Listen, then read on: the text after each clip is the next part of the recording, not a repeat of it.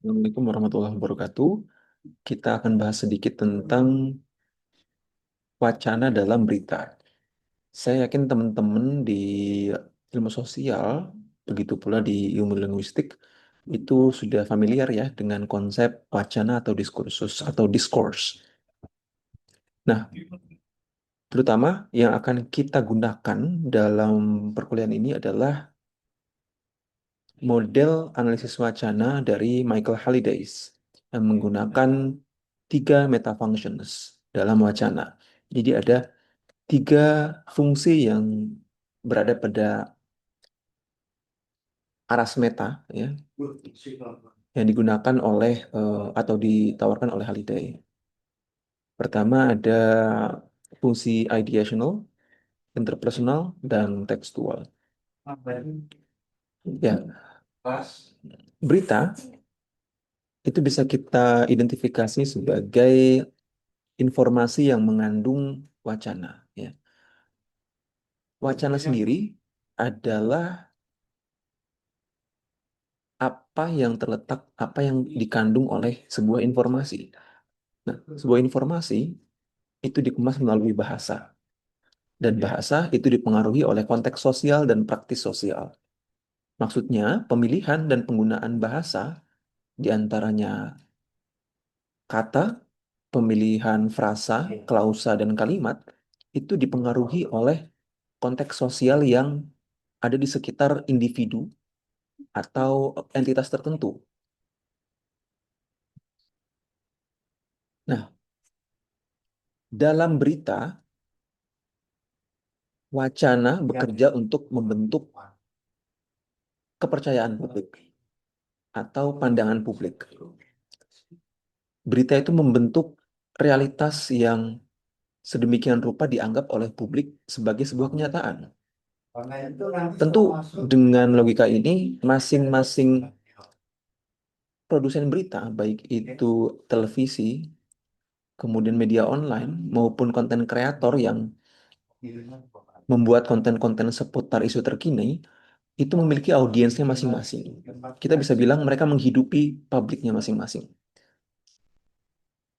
Nah, bagaimana kepercayaan publik atau public idiom ini bisa terkonstruksikan, yaitu melalui wacana.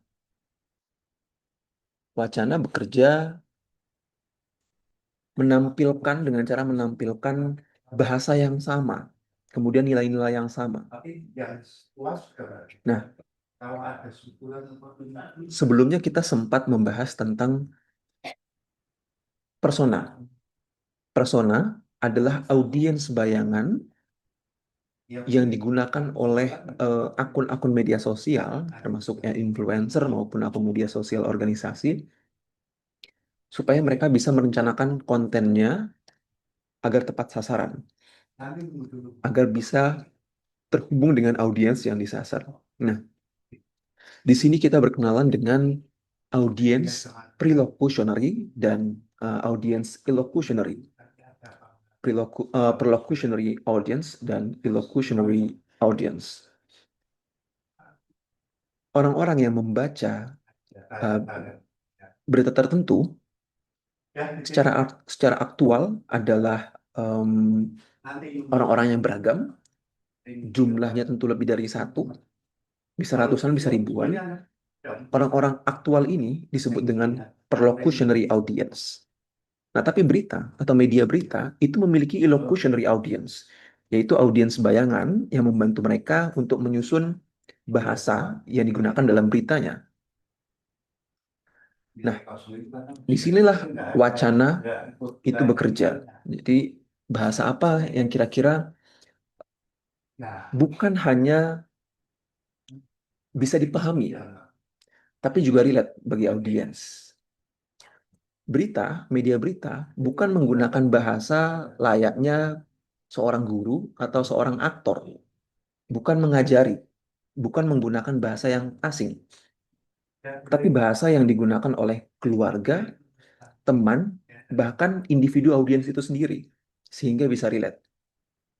Sehingga berita yang ditampilkan oleh media berita itu terlihat nyata karena iya mereka menggunakan bahasa dan nilai-nilai yang sudah dimiliki oleh audiens.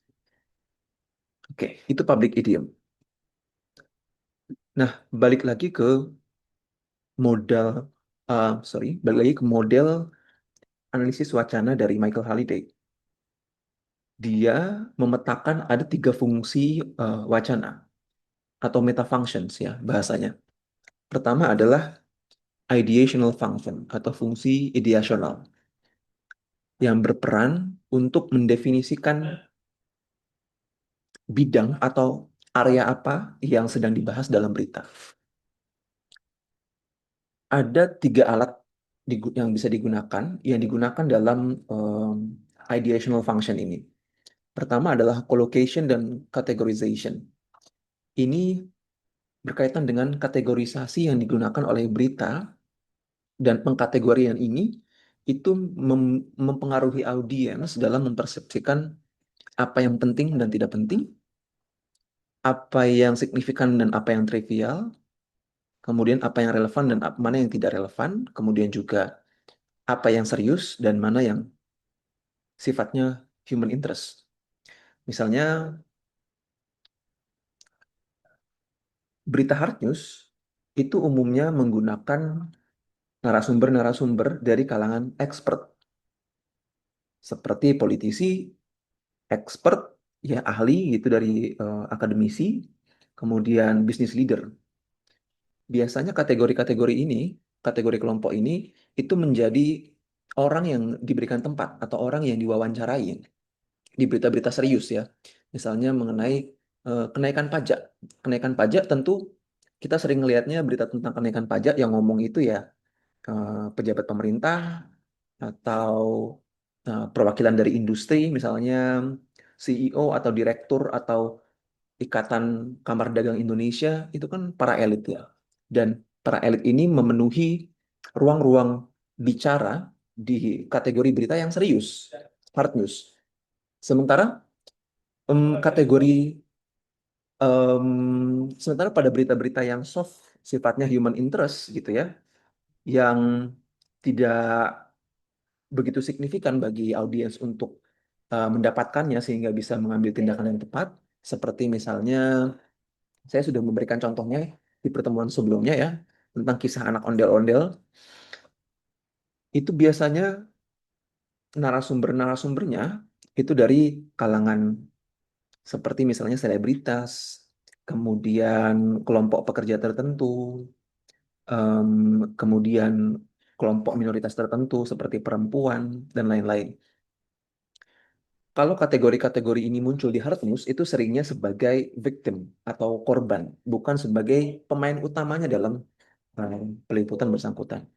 Itu yang pertama. Yang kedua, transitivity atau bagaimana kata kerja itu digunakan dalam sebuah kalimat. Apakah kata kerja itu digunakan secara aktif atau atau secara pasif. Tentu ini akan berbeda ketika digunakan secara aktif. Misalnya kalimat mengenai pembunuhan berencana seorang suami terhadap istri. Seorang suami di kota Tangerang melakukan pembunuhan berencana terhadap istrinya atau membunuh istrinya secara berencana. Seorang suami membunuh istrinya secara berencana. Itu secara clear kita bisa um, tangkap ya, bisa tangkap bahwa yang melakukan tindakan adalah suami karena yang digunakan adalah kata kerja aktif, korbannya adalah istrinya. Tapi coba dibalik. Seorang istri di Tangerang dibunuh oleh suaminya secara berencana. Nah, ini kata kerja yang pasif dibunuh itu seolah-olah tidak begitu menonjolkan tanggung jawab si pembunuh ya, karena menggunakan kata kerja pasif. Itu yang kedua. Kemudian nominalization atau pengubahan kata kerja menjadi kata benda. Misalnya ya, kita sering temu ini di berita-berita tentang kebijakan pemerintah. alih-alih menggunakan kalimat aktif seperti misalnya pemerintahan Prabowo Subianto atau pemerintahan Jokowi atau pemerintahan SBY, siapapun itu ya presidennya, eh, pemerintahan Prabowo Subianto melakukan penyesuaian pajak. Nah, kalimat ini itu mengaburkan tanggung jawab. Tentu akan berbeda bagi audiens ketika kalimatnya pemerintahan Prabowo Subianto meningkatkan rasio pajak, meningkatkan pungutan pajak. Ini jadi kelihatan bahwa ada tata kerja yang dilakukan oleh orang atau sekelompok orang, dan tentu kita dengan lebih mudah menangkap orang atau sekelompok orang ini bertanggung jawab. Tapi akan jadi cerita yang berbeda kalau kata kerjanya dijadikan nominal atau kata benda. Oke. Nah, melalui cara pertama ini, defining the field, audience itu semacam mengkonstruksikan batasan-batasan apa yang berlaku ketika membaca sebuah berita, gitu ya. Kemudian fungsi kedua, interpersonal function, defining the tenor atau menentukan arah dari isu dalam berita. Fokusnya adalah bagaimana berita itu membangun hubungan sosial antara narator, subjek, dan audiens. Narator dalam hal ini adalah penulis ataupun news anchor, gitu ya. Subjek adalah orang-orang yang disebutkan atau direpresentasikan dalam berita. Kemudian audiens adalah orang yang menontonnya atau membacanya. Tools pertama dari defining the tenor, interpersonal function, adalah voice and register. Jadi ini berkaitan dengan bagaimana tone yang digunakan dalam pemberitaan, apakah formal atau informal. Dalam berita-berita hard news, seringkali tone yang digunakan adalah tone formal. Seolah-olah ini membiasakan pembaca untuk menyikapi isu-isu tersebut secara serius juga. Sedangkan pada berita-berita soft news atau sifatnya feature, itu sering digunakan tone yang informal. Kemudian modality. Modality ini seberapa tinggi sebuah artikel berita itu menyiratkan kepastian, tanggung jawab, atau urgensi tertentu terhadap suatu tindakan. Tentu bagi audiens akan tumbuh nuansa yang berbeda ketika headline sebuah berita itu berbunyi seperti pemerintah Iran harus merespon serangan Israel. Itu akan berbeda dengan pemerintah Iran bisa atau capable merespon serangan Israel. Ini menunjukkan pilihan uh, potensi yang berbeda ke masa depan seperti itu atau evaluatif kepada masa lalu. Kemudian appraisal. Em, seberapa jauh berita itu menggunakan bahasa-bahasa yang evaluatif dan ini melibatkan emosi. Di majalah atau tabloid, appraisal ini begitu sering digunakan. Kalau di konteks sekarang mungkin akun-akun media sosial ini menggunakan akun-akun media sosial di em, segmen gosip seperti misalnya Lambe Turah atau mungkin teman-teman punya referensi lain, itu menggunakan appraisal yang sangat tinggi. Semakin tinggi appraisal ini, semakin tinggi pula audiens itu merasa melebur dalam peristiwa yang diberitakan, gitu ya. Eh, akun gosip kok begitu mudahnya ya menarik engagement audiensnya gitu ya. Misalnya ngegosipin artis A atau influencer A gitu ya. Eh, dan audiensnya ikut-ikutan marah karena itu, karena menggunakan bahasa-bahasa evaluatif. Ini disebut dengan appraisal. Kemudian fungsi ketiga, textual function. Jadi mode apa yang digunakan dalam artikel berita. Ada beberapa tools. Pertama, thematization. Thematization ini adalah seberapa seberapa bagaimana artikel berita itu memberikan struktur terhadap isu-isu yang ada dalam laporannya. Thematization ini contohnya ketika berita itu menempatkan eh, terma-terma tertentu lebih dulu dibandingkan terma selanjutnya. Kemudian cohesion, seberapa banyak pengulangan yang dilakukan terhadap sebuah kata atau kalimat atau sebuah ide dalam suatu berita, gitu. Kemudian graphology, visual layout-nya itu seperti apa. Oke, saya kira nanti teman-teman bisa explore sendiri di bukunya Helen Fulton. Kemudian juga wacana juga bekerja melalui gambar atau visual. Nah, ini saya kira lebih teknis karena teman-teman nanti cukup berfokus pada prinsip wacana dari segi kebahasaan dulu ya, teman-teman dari pendidikan bahasa Inggris. Jadi kira-kira itu kita bisa menyimpulkan bahwa